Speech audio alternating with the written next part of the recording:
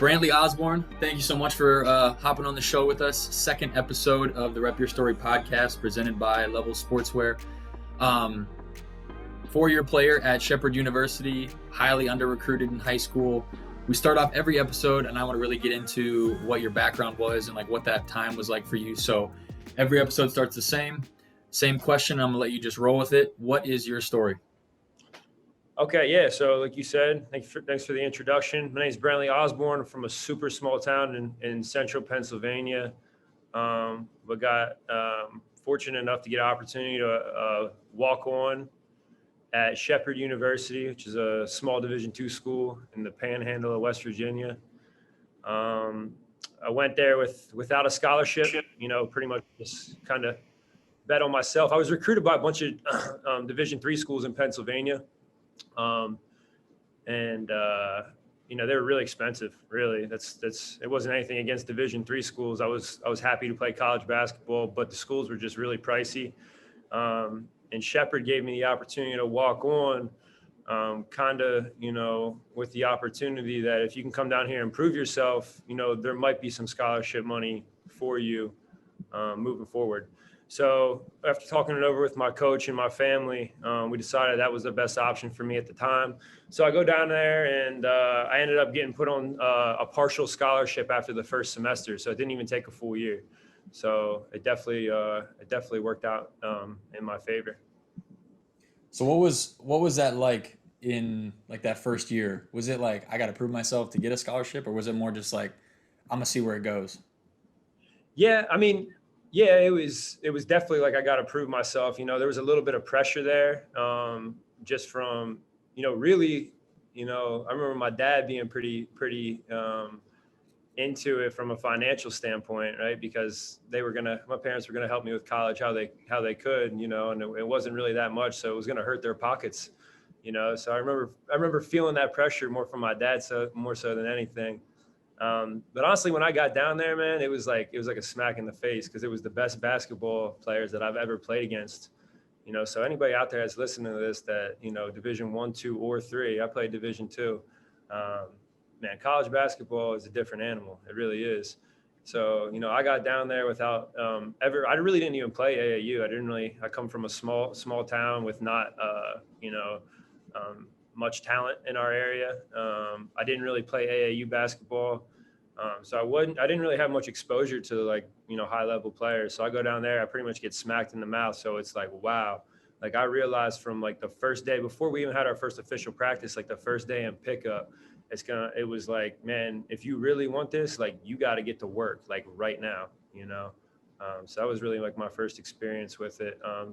And I wasn't sure after that first day, even the first week, first month, and I didn't know, it took me a little bit while to kind of find my feet out there, and kind of had to like reshape my game. In high school, I was kind of like, I was a point guard and I could do a little bit of everything, get to the rim, shoot, pass and all that.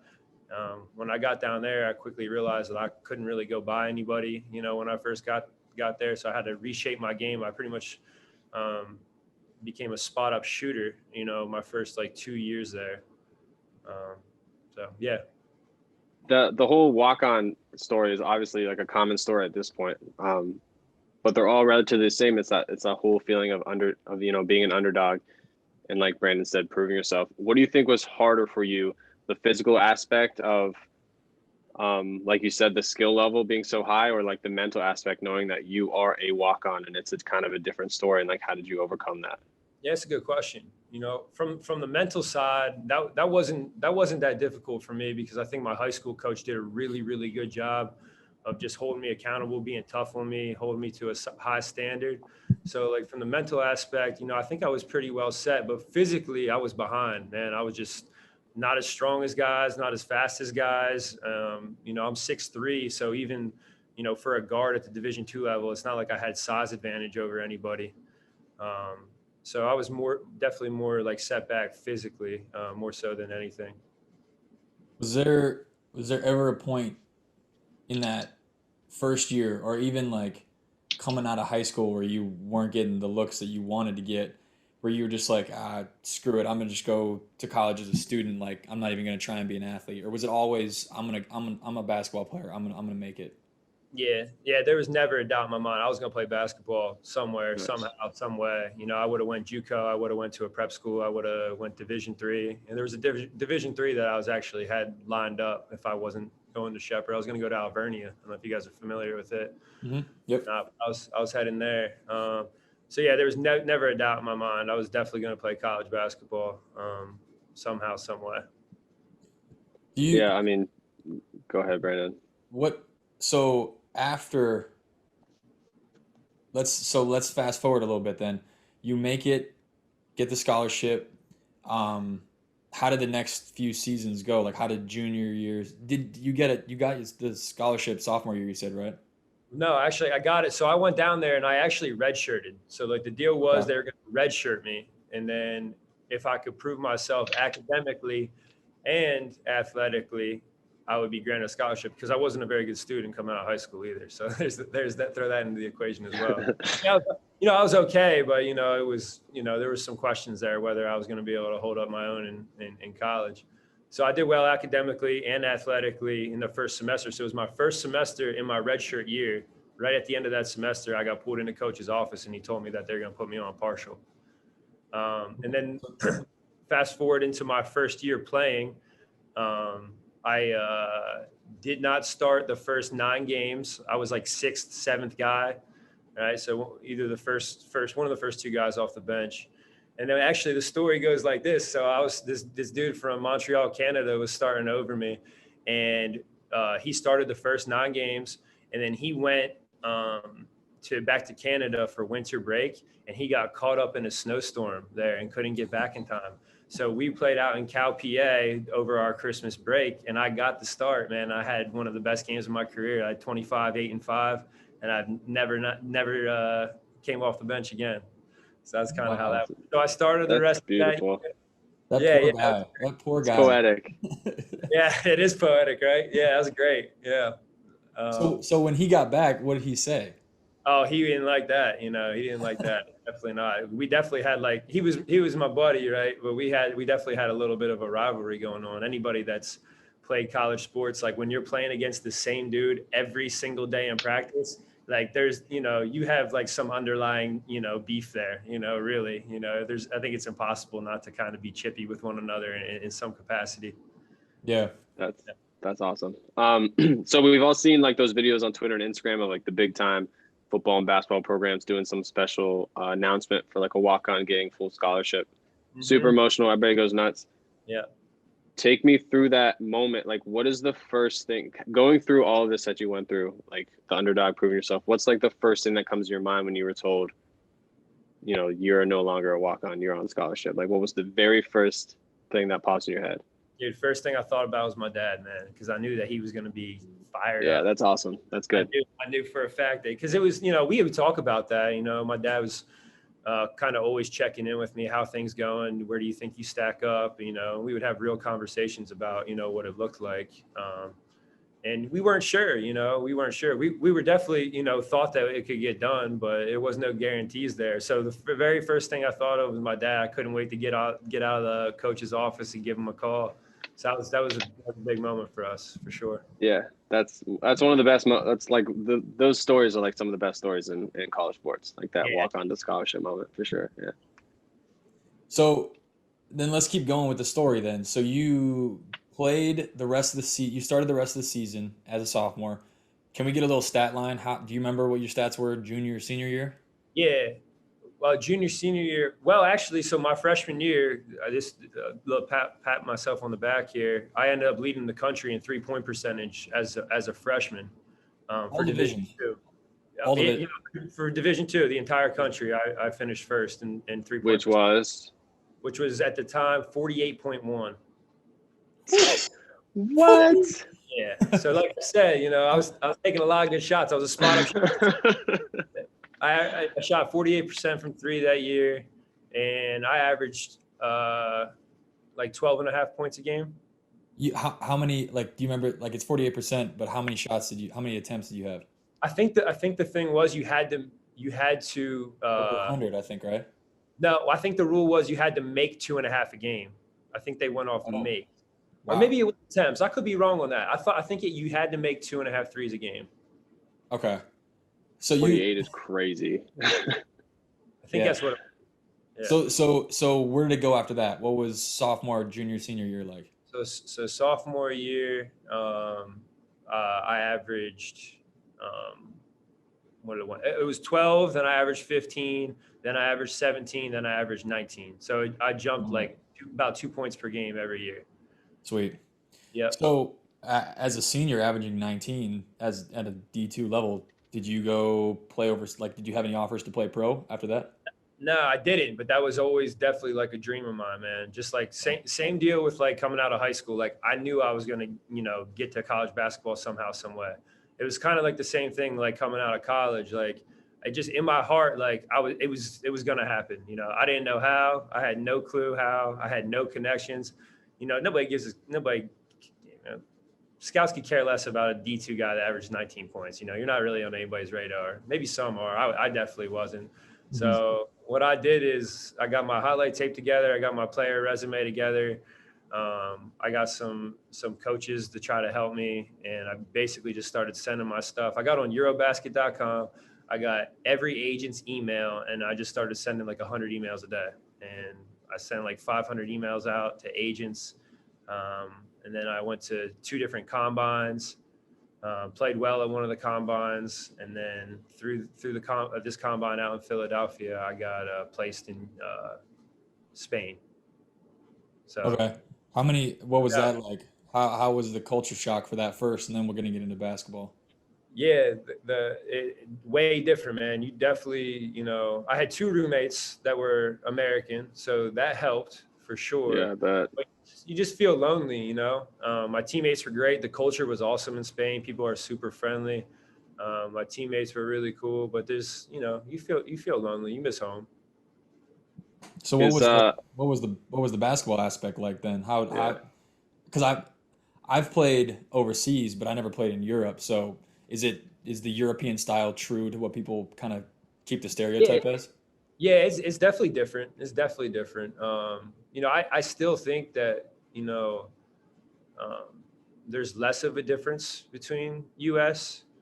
in European basketball now. That gap is getting smaller and smaller each and every year. And I even think like my senior year in college, kind of the way we played maybe would fit a European style, just the way we shared the ball and moved the ball. Um, but yeah, no, definitely just the way they train, like the practice structure is What was a different. walk me through a typical practice? I'm curious. So my first year, we had 2-a-days every single day. So Okay. our first practice would be, can't remember what time it was exactly, but it'd be in the morning, like started like probably like 10 o'clock, something like that. And it'd be like an individual skill practice. So we practice from like 10 to 11, 10 to 11:30, and just be, working on skills, shooting, ball handling, things like that. Hmm. And then we'd go back in the evening time. We practice like 7 o'clock to 9 o'clock, and be our team practice. Um, and there would be a lot of, if I don't know if our listeners are familiar with like small sided games, right? But basically, like what that is just like different games that the coaches create to work on a specific skill rather than maybe just strictly scrimmaging or Yeah. 5-on-0 offense. I don't know if that's the best explanation, um, but so that was different. A lot of small sided games, and what else? I mean, I don't know. I always felt like we were over practiced, to be honest. Like they would be running because it was like seriously, man. It was 5 days a week where you're practicing like 3.5 hours, 4 hours per day. I kind of thought it was overkill.